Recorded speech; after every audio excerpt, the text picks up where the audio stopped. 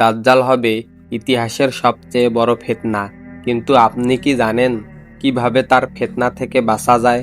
রাসূল সাল্লাল্লাহু আলাইহি ওয়াসাল্লাম আমাদের আগেই কিছু উপায় শিখিয়ে দিয়েছেন।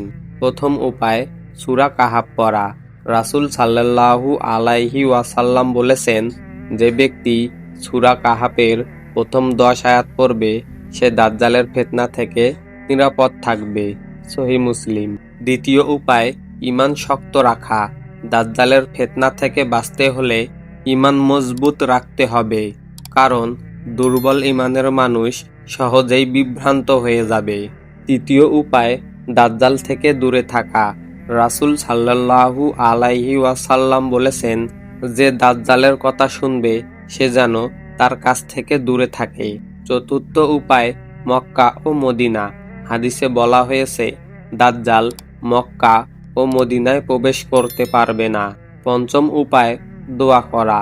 রাসূল সাল্লাল্লাহু আলাইহি ওয়াসাল্লাম আমাদের শিখিয়েছেন আমরা যেন সব সময় দাজ্জালের ফিতনা থেকে আল্লাহর কাছে আশ্রয় চাই। দাজ্জালের ফিতনা থেকে বাঁচা সম্ভব যদি আমরা আল্লাহর পথে থাকি এবং আমাদের ঈমানকে শক্ত রাখি।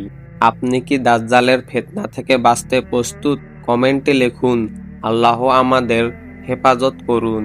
ভিডিওটি ভালো লাগলে লাইক দিন, প্রিয়জনদের সাথে শেয়ার করুন, আর নিয়মিত এমন আরও ইসলামিক ভিডিও পেতে চ্যানেলটি সাবস্ক্রাইব করুন। আসসালামু আলাইকুম ওয়া রাহমাতুল্লাহি ওয়া বারাকাতুহু।